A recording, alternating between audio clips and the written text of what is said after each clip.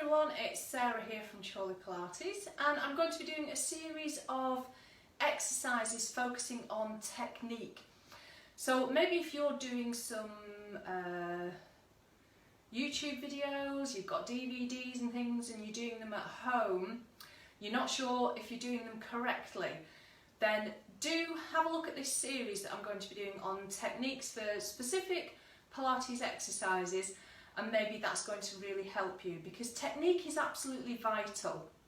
If we've got good technique, then we know we're using the right muscles for maximum effect, and we've got much less chance of injuring ourselves while we're working out.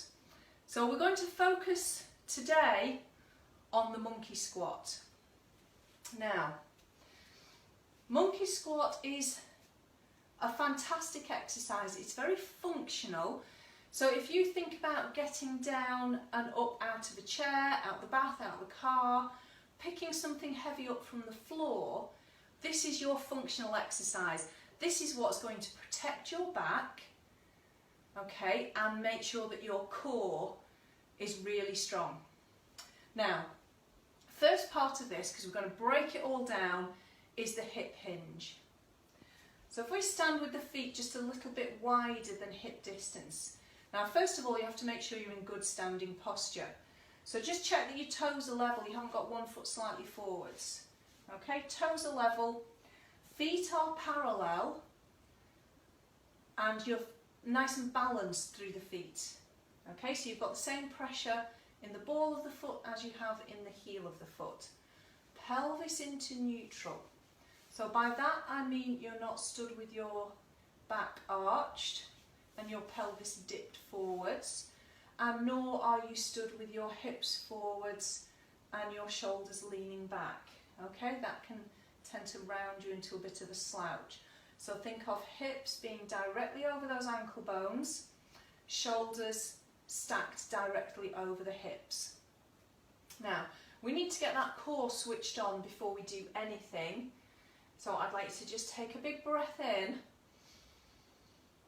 Now exhale, can you pull all those tummy muscles in all the way up to the bottom of your ribs, right to here. Okay, now just see if you can hold that engagement just at 30%. So not full force, just lightly feeling that connection all the way up to the ribs. And we're going to start with the hip hinge. So this is where you press into your heels and think of sending your hips back. In fact, you can take your hip hands here into the crease of your hip, so where you'd lift your knee and it would crease, pop your hands there. Okay, abdominals in, you're going to press into your heels and send your hips back. Now we don't want to fold too far forwards, and come back up. So again, you're going to really focus. If you're somebody who tends to arch the back, have you dipped and arched? Okay, have you lost that connection in the front? As you come up, have you pushed your hips forwards? So this is where you get to really practice that. Hinge back, keep that spine long, and come back up. So you'll know if you're hinging correctly without arching the back, because you will feel a stretch going up here and through the glutes. So into the heels, hinging forwards. Now I can feel I'm switched on right up to those ribs, and back up, and again, and back up. Now once you've mastered that, and you're getting that good alignment when you stand back up and you're keeping the pelvis neutral, we can then start to add in the actual squat and bending the knees. So just to keep it simple, I'm going to get you to cross the arms over the chest, and you're going to come into that hinge again. So press into your heels, send the hips back. Now keep the back at that same angle. What I see a lot of the time is as people bend their knees, they bring the body right down as well, and they end up folding over.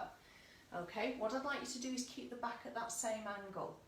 So into the heels, you're going to hinge forwards, Now just bend the knees to lower yourself towards the floor. Knees going over the toes and pushing back up. Into the heels, hinging forwards. Don't bend the body down any lower. Keep that pelvis neutral. Feel those glutes stretch. Big breath in. Now exhale, push back up. You'll notice the other thing that's happening is my feet are staying flat on the floor. So something else I do see in class is people come down into that squat and lift the toes up.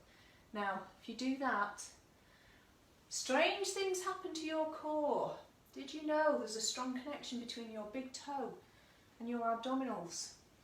Okay, so if you let those toes lift off the floor, you're going to get less core connection. So into that hinge, into that squat, keeping a neutral spine. Other thing that you might be tempted to do is tuck under. So make sure you are feeling that bit of a stretch and that work into the glutes here and pushing back up. Okay, so once we've got that, we can add in some arms to that. Into the heels, hinging forwards and down into that squat. Now you'll notice I'm looking down at the mat. I'm looking diagonally out in front of me. Reason for that is we want to keep the whole of the spine long. So if I come down into that squat and start to lift my chin, can you see how much I've shortened the back of my neck?